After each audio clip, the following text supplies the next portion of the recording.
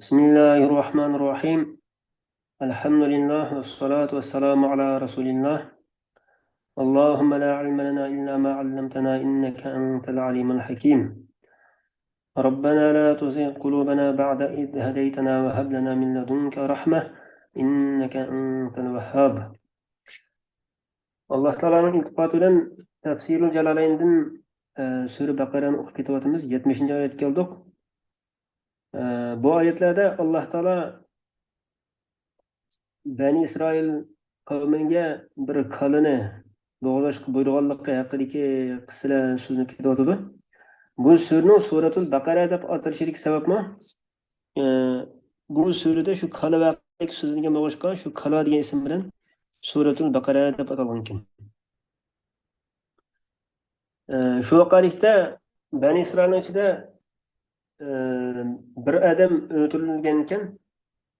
O'ldirgan o'lgan kishiniki o'ldirgan qotilning kimligini bilmagan chog'da ular shu qotilni izlab tepish uchun Musa alayhissalomga yana kelib, sen Parvardigorga duo qilsang, bizga mush qotilni bir oydin qilib ber degan chog'da Musa alayhissalom Alloh taolo duo qilgan ekan, Alloh taolo bir qalini bo'g'izlashga buyurganligini Bani Isroilga yetkazishi haqida Musa alayhissalom shu buyruq haqida vahiy qilgan ekan. Shu voqealiklar so'zlanyotdi.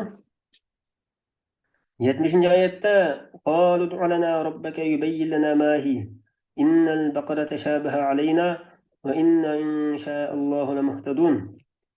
Yine ula Bani İsrail kavmi dedi ki, ey Musa sen biz için Rabbinge dua kılgan bolsan bizge şu kanının kandaklığını bayan qilib bersin. Esaimetun em amiletun. Yine o yaylaqda o'tlaygan qalam ekan yoki dehqonchilikqa ishlatiladigan munda qalam ekan. Şunu bayan qilib bersin dedi. İnnel baqara teşabehe aleyna. Hakikaten o kala şu zikir qilgan narsa bilan sifatlangan shu jinsdagi kala bizga shu berik bo'lib qoldi. Uning ko'p bo'lganligi uchun, uning turikalning ko'p bo'lganligi uchun bizga bu aniqlanmay qoldi. Shuni biz maqsad qilingan ishga yetolmay qoldik. Va inna inshaallohu lamuhtadun. Hakikaten biz agar Alloh xolisa shuni izlab topamiz, topquchilardurmiz dedi. Hadisda shunday kelgan. Agar ular Alloh xolisa demagan bo'lsa, lama buyinat lahum axiral abad. Agar Alloh xolisa demagan bo'lsa, bu qala ular uchun mangu oxiril abadgacha bayon qilinmagan bo'ladi dedi. قال إنه يقول إنها بقرة لا ذلول تثير الأرض ولا تسقي الحرث. Musa alayhissalom dedi, haqiqatan Alloh taolo aytdi, u bo'lsa shunda bir kala bo'lsinki, la zalul. Yine silinib bunda xor qilingan emas. Yine dehqonchilik uchun yer og'diradigan, tuthirul arda degan yer og'dirish. Dehqonchilik uchun yer og'diradigan ashna xizmat ish qilib bunda xor qilingan kala emas. Wala tasqil haratha va dehqonchilikqa tayyorlangan yerni sug'urishga ishlatilgan bunda kalima emas. Musallamatun la shata fiha. Musallama degan ayib nuqsonlardan va ish emgakninki ta'sirlaridan salomat bo'lgan. Unda shu tum seriqlikdan boshqa hech qanday olis yo'q bo'lgan, ashta kala bo'lsin deb Alloh taolo shuni aytdi deb Musa alayhisalom ularga yetkazgan gapimni. Tuthirul arda degan oyatdagi jumla zalulning sifati deydi. La zalulninki sifati bo'ldi ekan. O chog'da tuthirul arda degan nafiyning ichiga kirib ketadi deydi. Ya'ni yer og'dirib baxmagan demoqchi ekan. Wala tasqil harasa degan ya'ni al-ardul muhayyata liz-zira'a. La shata degani lawn shatun degan rang degan gap ekan. Yana uningda tum seriq bo'lsin, seriqlikdan boshqa hech qanday rang bo'lmasin degan ma'no chiqar ekan. Mushta kala bo'lsin deb mushta sifatini bayon qilib bergandan keyin ular dediki al-ana jibta bil haqq. Endi sen bizga haqiqatni olib kelding. Ya'ni to'liq bayon qilib buni so'zlab berding deyishdi. Undan keyin ular shu kalni izlab uni o'zining onasiga yaxshilik qilgan bir yigitning yonidan tepishdi deydi. Shu sifatli kalini Aşına bir yaş balının yeniden izlep tepipti. Tapqandan keyin uni bimil'i maskiha zahaban. Uning miski to'shqidek, uning yani maski degan terisi. Oshkolning terisi to'shqidek oldinga setib oldi deydi. Fadabahuha va ma kadu yaf'alun. Ular shu kolni bo'g'izildi, uni qilolmaslikqa tos qoldi. Nima uchun desa, li ghala'in thamaniha. Yani uning pulini qimmat o'g'irligi uchun deb tafsir qilibdi. Boshqa tafsirlarda to'lisuval so'raganlikdan shuni bo'g'izlama qaltas qoldi deb manda tarjima qilingan ekan. Uyg'urcha tarjimada. Mayada pulining qimmat o'g'irligi uchun shuni qilolmay qilish tos qoldi deb tafsir qilibdi. Hadis kelishicha, law zabahu ayya baqaratin kanat la'azzatuhum walakin shaddadu ala anfusihim fashaddadallohu alayhim deb shundoq kelgan. Agar ular qandaliki bir kalni bo'g'izgan bo'lsa, ular ko'pay qilgan bo'ladi. Lekin ular o'zlariga chingiltib olganligi uchun Alloh taolo ularga chingiltabatdi deb kelgan degan. Xo'sh, ham keyingi oyatda Alloh taolo deydi: "Estaizu billah. Va iz qataltum nafsan fadara'tum fiha vallohu mukhrijum ma kuntum taktumun." O'z vaqtida sizlar bir jonni o'ldirgan edinglar. O'ldirib, uning haqida o'zra ixtilof qilishib qoldinglar. Fadara'tum degan uningda asldagi tani dalga idom qilingan deydi. Ya'ni faddara ekan. Ada ta dalga idom qilinib fadara'tum deb bunda qo'ygan demakchi. Ya'ni tahasantum tadafa'tum degan ma'noda. Ya'ni o'zra jidallashib qoldinglar, bir-biringlarga istadinglar. Ya'ni kimning o'tdagiga qilib bir-biringlarga do'nginglar demakchi. Vallohu mukhrijum ma kuntum taktumun. Alloh taolo sizlar yo'shigan narsani oshkor qiluvchidir. Bu o'zi bir qisturma jumla bo'lib, qissaninki beshi musha shu. Ya'ni kalin Alloh taolaning ularni kalin bo'g'izlashga buyurganligi haqida kishilar minki eng beshi mushu demakchimdi. O'z vaqtida sizlar bir jonni o'ltagishga, undan keyin Alloh taolo sizni shuna bir kalin bo'g'izlashga buyurgan degan ma'tarib qo'yish kerak demakchimdi. Faqulna daribuhu bi ba'dihha. Dedikki, uringlar u o'ldirilgan kishini osh kalning ba'zisi bilan uringlar dedik. Yine faduriba bilisaniha va ajbi zanbiha. Shu qatil kalınınki tili bilan yoki quyruq tarafı bilan urildi. Urilgandan keyin u tirilib, meni falon o'ldirdi deb tog'asininki ikki o'g'lini tilga oldi deydi. Tilga ashna daqoy bilan yana o'lib ketdi. Undan keyin u ikki tog'asining ikki o'g'li mirosdan mahrum qoldi. Chunki qatil nimadan miros ololmaydi degan qoida bo'yicha shu mirosdan mahrum qolgan gibi. Mirosdan mahrum qoldi va ular ikkisi o'ldirildi deydi. Aytdi Alloh taolo: "Kadalika yuhyillohul mauta va yuriikum ayatihi la'allakum ta'qilun." Shunga o'xshash, ya'ni Alloh taolo mushu o'likni tirildirganga o'xshash boshqa o'liklarni tirildirdi va sizlarga o'zining qudrat dalillarini ko'rsatdi. Sizlarning tafakkur qilishinglar uchun. Yani sizlarninki shuni bilishinglar uchunki, haqiqatan bu bir jannat tirildirishga qodir bo'lgan zot boshqa ko'p jonlarni tirildirishga albatta qodirdir.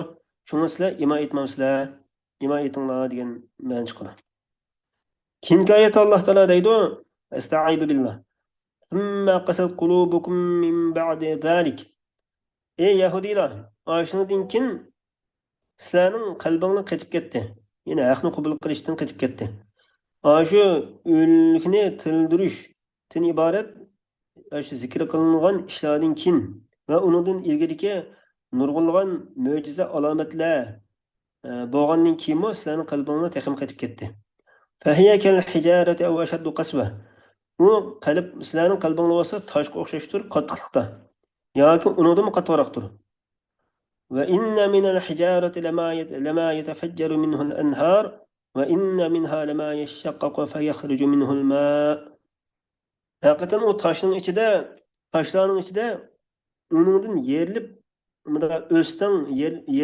o'stan shakllanganlari bor, o'stanlar hosil bo'lganlari bor. Va yana o taşlarning ichida yerilib uningdan suv etilib chiqadiganlari bor deydi. Va inna minha lama yahbitu min khashyatillah. Va yana u toshlarning ichida Allohdan qo'rqqanlikdan egizdan pastga tushadiganlari bor. Va mallohum va mallohum bighafilin amma ta'malun. Alloh taolo sizlarning qilgan ishinglardan g'ofil emasdir.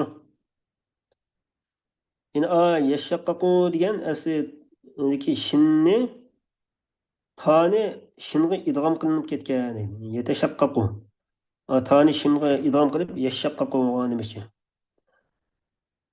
Min xashyatilloh degan sizlarning qalbinglar ta'sirlanmaydi va yumshamaydi va Allohdan qo'rqmaydi. Yine taşlarning ichida mushundaq taşlar bor bo'lsa-mu, endi sizlarning qalbinglar ta'sirlanmaydi degan bo'ldi ekan. Endi ma keyingi va mallohum bighafilin amma ta'malun deganda va innama yuakhirukum li vaqtikum.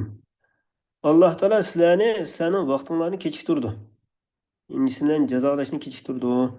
Ya'ni Alloh taoloning sizlarni darhol jazolamasligi sizlarningki bu qilmishinglarni bilmay qolganlikdan emas, balki Alloh taolo sizlarni qilmishinglarga qarata jazolashni keyinga kechiktirdi demoqchi. İnsana tövbe qiliverishiga fursat beradi demoqchi. Yana bir qiroatda tahliya bilan o'qilgan deydi. Ta'malun, ya'malun deb o'qilgan ekan. Buningda xitobdan iltifot qilish bor. Ya'ni oyatning beshida muxotab shaklida kelib o'tib, ya'malun deb o'qilsa, ikkinchi shaxsdan uchinchi shaxsga bunda o'tganlikni bildirdi demoqchi. Keyingi oyatda Alloh taolo deydi: "Estaizu billah, afatatma'una ay yu'minu lakum wa qad kana fariqun minhum yasma'una kalam Allah." Ey mu'minlar, u yahudiylarningki sizlarga iymon etishni tamoq qilamsizlar? Halbuki ulardan yahudiylarningki mo'llaridan bir toifa, yahudiylardan bir firqa. Yine o firqa, o toifa kim desa, ularning mo'llalari demoqchi. Allohning kalomini anglaydi. Yani Tevratdagi Allohning kalomini anglab turadi. Ondan uni o'zgartirib atadi. Uni tushunib olgandan keyin yana o'zgartirib atadi. Halbuki ular o'zlarining shu Tevratdagi oyatlarni burmanib o'tganligini o'zlari bilib turdi deydi. Bilib turib mushtaq qiladi. Bu yerdagi afatatma'una degandiki hamza inkor uchun kelgan. Yana uni tamoq qilmanglar. Ular iymon etmaydi demoqchi ekan. Falahum sabiqatun fil kufri. Ular ilgirma mushta kufrlik qilgan. Va idza laqu, agar ular iymon etganlar uchrashib qolsa, ya'ni yahudiylarning ichidagi munofiqlari mu'minlarga uchrashib qolsa, deydiki, biz iymon etdik deydi. Ya'ni bi anna Muhammadan nabiyyun va huval mubashshiru bihi fi kitabina. Haqiqatan Muhammad alayhisalom bo'lsa bir payg'ambardir. U bizning kitobimizda bishorat berilgan payg'ambar. Biz mushuni iymon etdik deyishdi. Wa idza khala ba'duhum ila ba'din qalu atuhaddithunahum bima fataha Allahu alaykum. Agar ularning ba'zilariga xoli bo'lib qolsa, ba'zilaridan ayrim joyda turib qolsa, ya'ni xala degani raja'a deb tafsir qiladi. Deydiki, ularning raislari, ya'ni munofiq bo'lmagan katta boshlari, munofiq bo'lib ketganlari deydi ekan. Atuhaddithunahum. Sizlar so'zlab beramsizlar mu'minlarga, Muhammad alayhisalom iymon etgan mu'minlarga Alloh sizlarga bildirgan narsani so'zlab beramsizlar. Fatahallohu alaykum degan arrafakum fit tavrati min na'ti Muhammadin deb tafsir qilinibdi.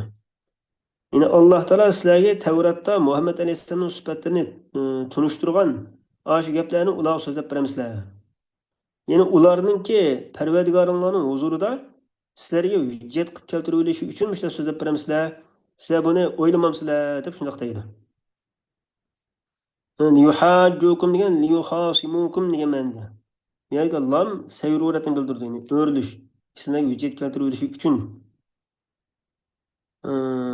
Bihi 'inda robbikum degan oxiratda sizlarga hujjat keltirib olish uchun degan bo'ldi ekan. Va sizlarga sizlarning Muhammad alayhisalomning rostligini bilib turib, uningga ergashmaganliginglarga qarata hujjat keltirib olish uchun degan bo'ldi ekan. Afala taqilun degan أنهم يحاجونكم إذا حدثتموهم فتنتهوا. Ular sizlar ularga mushu gaplarni so'zlab bersanglar, Tavratga kelgan Muhammad alayhisolamning sifatini so'zlab bersanglar, ular sizlarga qiyomat kuni mushta hujjat keltirib olganligini bilmaysizlar. Shuning uchun sizlar unda qilmanglar degan bo'ldi ekan. Bu Yahudiylarninki sifatlari mushta bayon qilyotdi. Alloh taolo menga manfaatli ilm ato qilsin. Va axiru da'wana alhamdulillahi robbil alamin.